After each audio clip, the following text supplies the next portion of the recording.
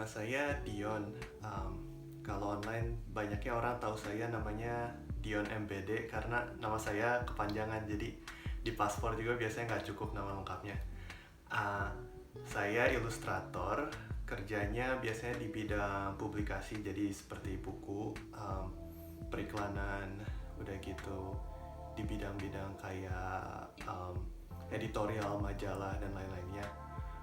Kerjaan saya ada yang dari dalam negeri, dari luar negeri, tapi kebanyakan sekarang kerjanya banyaknya dari Amerika sih, karena dulu saya kuliah di sana, lalu pas lulus saya mulai kerja freelance dan mulai kerja studio di sana. Jadi banyak klien saya yang datangnya kebanyakan dari New York. Nah, jadi kalau saya spesialisasinya itu belakangan ini banyak ngerjain cover-cover buku.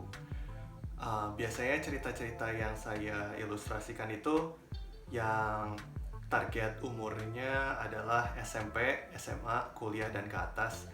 Jadi biasanya cerita-cerita kayak novel-novel, kalau di sana dipanggilnya young adult, umur-umur usia remaja sampai yang lebih tuanya. Sehari-hari saya kerja dari rumah. Biasanya saya kerja cuma pakai iPad saya sama laptop saya, dan biasanya ya begitu ada kerjaan masuk biasanya lewat email atau lewat telepon, dan saya cuma dikasih tahu deadline-nya segini, guideline-nya ini, dan itu yang akan saya kerjain dan kirimin ke mereka. Jadi waktu saya kerja di agensi itu dulu enaknya kan karena saya kerjanya di kantornya mereka, fasilitas sudah ada, udah gitu software dan lain-lain semua udah disiapin dari mereka. Cuma kalau dari segi perbedaan freelance sama agensi, dari segi profesi sama pribadi sih, kalau kerja sama agensi itu biasanya kita ngikutin aja apa yang disuruh gitu. Klien maunya apa, stylenya maunya begini ya, jadi kita harus belajar style-style yang baru, harus pinter-pinter ngikutin kemauannya mereka supaya menuhin keperluannya mereka. Dan kalau dari segi bayaran ya pas ada sama nggak ada kerja, tiap bulan pasti ada pemasukan kan. Nah kalau pas freelance itu, apalagi waktu awal-awal, kalau nggak ada kerjaan ya emang pemasukan nggak ada. Tapi kita lebih punya suara untuk bisa milih pekerjaan yang emang sesuai sama kita. Jadi kayak misalnya saya sukanya proyek-proyek yang tipenya kayak fantasi, atau misalnya tipe-tipenya itu cerita-ceritanya yang lebih lembut. Jadi saya nggak perlu pilih kerjaan yang terlalu banyak action, yang terlalu banyak muluk-muluk. Jadi itu bisa saya pilih-pilih sendiri. Suka dukanya sih, apalagi kalau freelance itu pasti awal-awalnya agak susah nyari kerjanya, karena kan kita harus masarin diri sendiri kan, harus cari klien sendiri.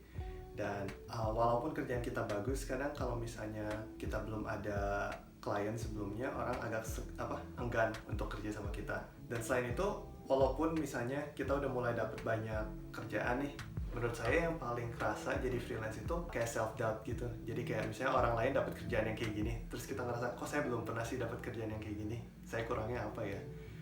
Dan kalaupun ntar udah dapat kerjaannya, kita terus ada kerjaan yang lain, akhirnya kita ngerasa kayak, kayaknya harus diambil deh, karena kan kapan lagi dapat kerjaan kayak gini, kayaknya harus diambil. Akhirnya yang paling susahnya itu adalah ngebalance antara kayak, oh ini udah cukup banyak kerjaan, dan oh ini kesempatan yang mungkin gak akan datang lagi. Biasanya kalau sebagai ilustrator memang kita itu di hire sesuai kayak yang kita suka. Jadi apa yang saya suka itu yang biasanya orang-orang nyari saya untuk bikin kerjaannya. Makanya sekarang freelance, karena memang menurut saya freelance lebih enak ya, karena lebih fleksibel. Jadi saya nggak perlu mikir kayak, kalau misalnya saya kerja harus tinggalnya di kota ini, di negara ini. Saya bisa pilih mau tinggal di mana aja, kerjanya jam-jam yang saya tentuin.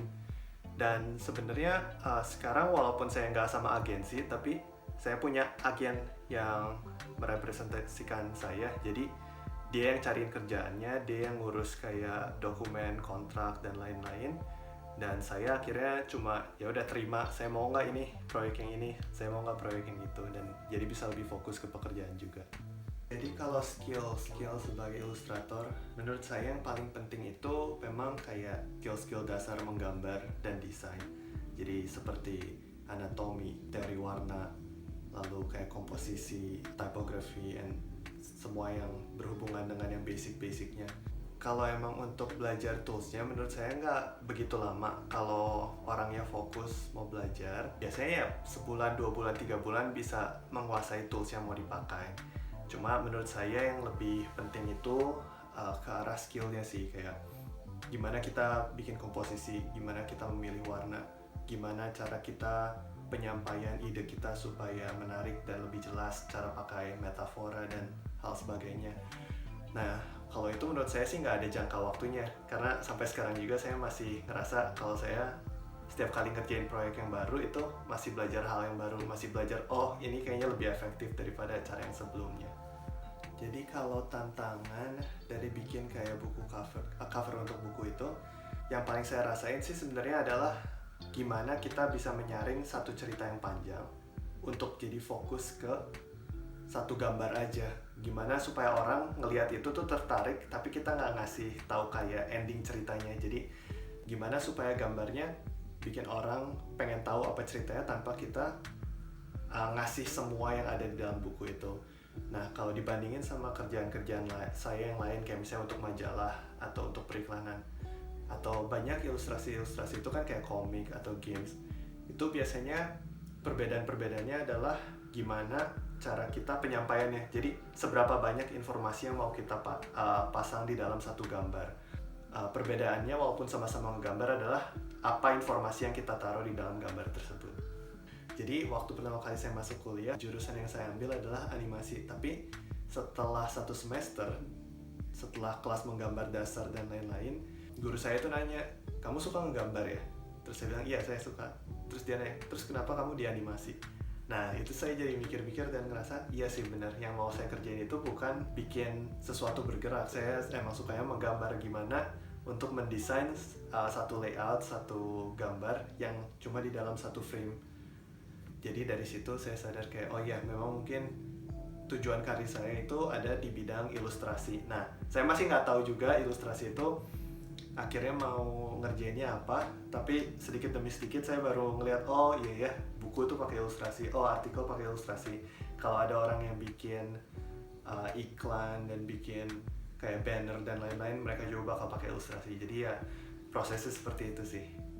Jadi yang bikin saya betah kerja sebagai illustrator itu karena ya menurut saya asik sih, karena itu kan hobi saya kan.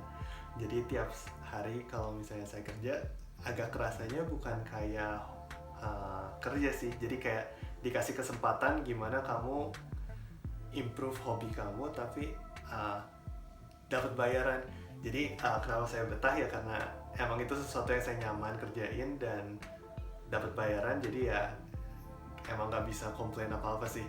Nah, ada satu hari saya dapat telepon, terus itu saya ternyata dapat deal kayak untuk cover buku dari salah satu publikasi yang menurut saya cukup ternama sih. Saya nggak bisa lupa karena emang kerjaan saya pertama dan tiap hari saya ketemu orang dan dia memang lagi masa-masa agak susah-susahnya kan.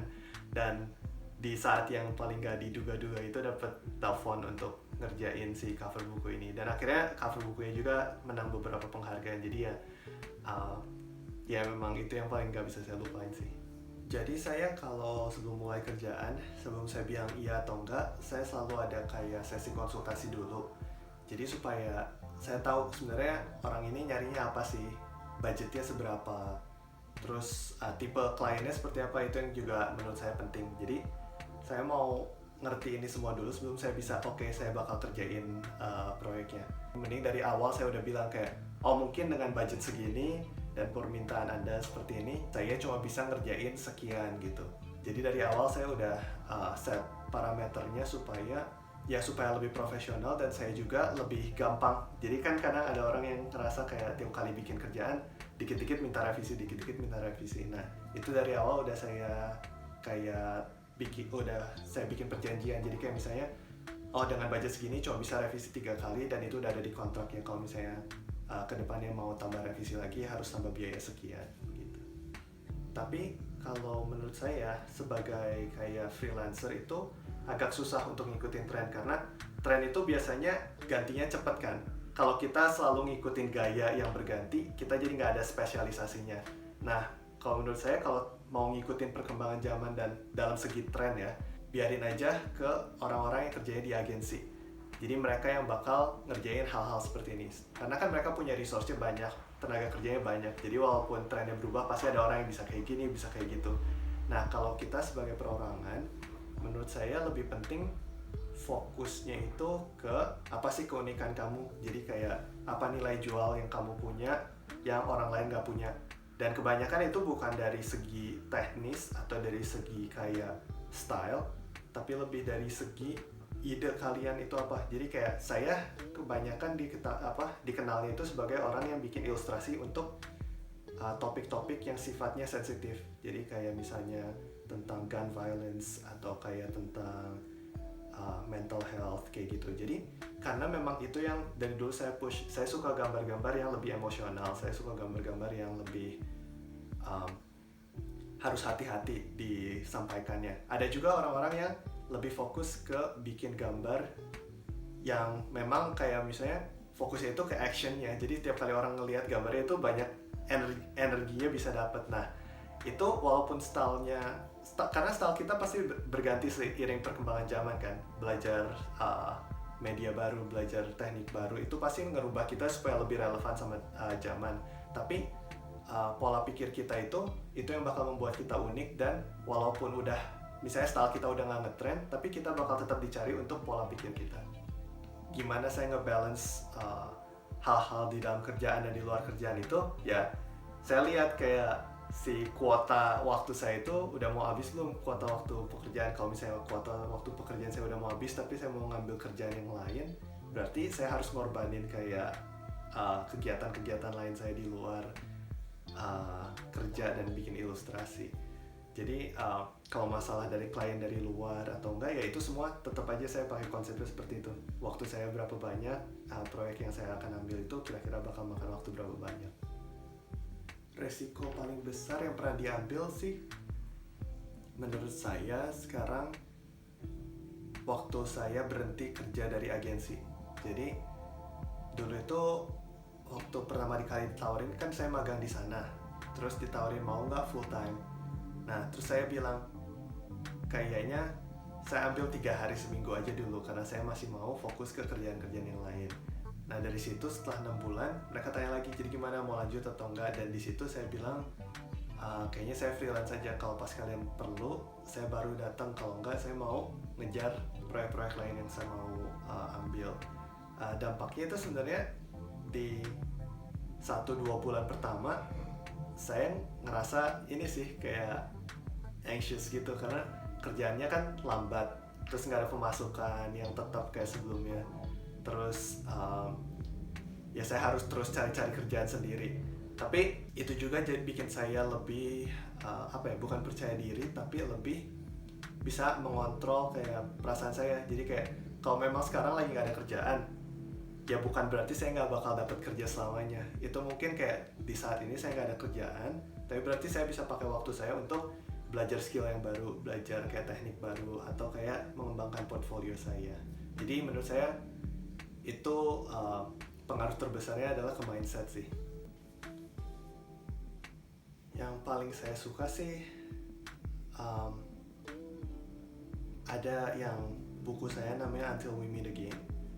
Itu saya paling suka karena waktu saya bikin itu memang motivasi saya adalah saya waktu itu lagi LDR kan. Jadi itu kayak cerita pribadi yang bisa saya jadiin buku. Dan ya memang benar-benar 100% itu apa yang saya mau dari perasaan saya dan cerita saya.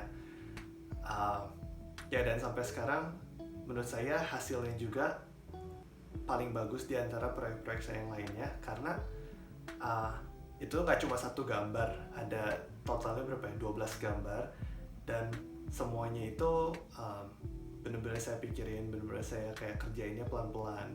Jadi karena nggak dikejar waktu, nggak dikejar klien, itu ya emang 100% menurut saya proyek yang punya saya sih. Nah, yang saya biasanya kerjain adalah saya ambil kata kunci. Jadi misalnya benefit, upgrade, evaluate. Dari kata kunci itu saya tulis lagi metafora apa yang bisa menunjukkan kata-kata ini. Jadi misalnya evaluate, metafornya yang saya pakai kayak kaca pembesar atau binokular atau kayak peta atau kayak blueprint. Terus dari metafora-metafora ini saya cari, saya kayak gabung-gabungin gitu. Nanti gabungan yang mana yang akhirnya bisa jadi kayak gambar yang merepresentasikan si artikel tersebut. Jadi daripada menggambar kayak misalnya, oh ini artikel finansial, saya harus gambar uang, saya cari perumpamaan yang bisa melambangkan apa yang artikel itu tunjukin. Nah sama kayak dari cover buku, dari iklan, saya nggak suka kayak kalau misalnya iklan, anggap aja kayak iklan tentang ngantri, saya harus gambar orang ngantri. Itu kan kayak ngapain nge-hire saya, kayak semua orang bisa ngegambar kayak itu. Kita nggak jadi ilustrator juga bisa nunjukin kalau orang antri, ya gambarnya orang antri gitu. Jadi perumpamaan apa yang bisa kita gunakan untuk merepresentasikan permasalahan untuk diilustrasikan. Jadi kalau menurut saya sih, apalagi zaman sekarang, Instagram sama Twitter itu paling penting sih.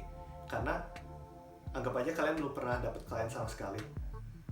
Kalau misalnya kalian cuma nge-email orang atau kayak yang ngirim kayak surat-surat lamaran, kan itu orang kayak ini siapa sih? Cuma kalau mereka ngelihat Instagram atau Twitter kalian, mereka langsung bisa kayak lebih ngerasa kayak, oh ini kok menarik ya, karena kan itu sesuatu yang mereka temuin kayak sehari-hari kan. Dan itu bakal lebih nunjukin personalitas kalian juga sebagai kayak seorang yang kreatif lah, desainer, ilustrator, fotografer, atau apapun segalanya. Nah, tapi di atas Instagram dan Twitter, di atas sosial media, menurut saya yang paling penting itu adalah punya website. Jadi, gimana kalau orang udah follow kalian di Instagram atau apa, dan pas kalau misalnya kalian nunjukin, oh sebenarnya saya punya website, ini pekerjaan-pekerjaan profesional saya, itu bakal membuat kalian lebih kredibel. Jadi pesan saya, kalau kalian mau terjun ke dunia ilustrasi, satu, jangan males, karena memang awal-awal itu belajar soal teknis dan soal kayak nawar-nawarin kerjaan kamu ke klien itu pasti makan banyak waktu, dan kalian mungkin bakal harus latihan kayak ngegambar 8-10 jam sehari, tapi itu pada akhirnya akan ngebantu kalian, karena kalau kalian ngegambarnya lancar, bikin apapun bakal lancar. Dan yang kedua, ya jangan putus asa dan fokus untuk menjadi diri kalian sendiri, karena yang lebih penting dari skill gambar kalian adalah keunikan kalian sebagai orang, dan bagaimana keunikan ini bisa ditumpahkan ke dalam karya-karya kalian. Jadi ya itu dua yang dari saya.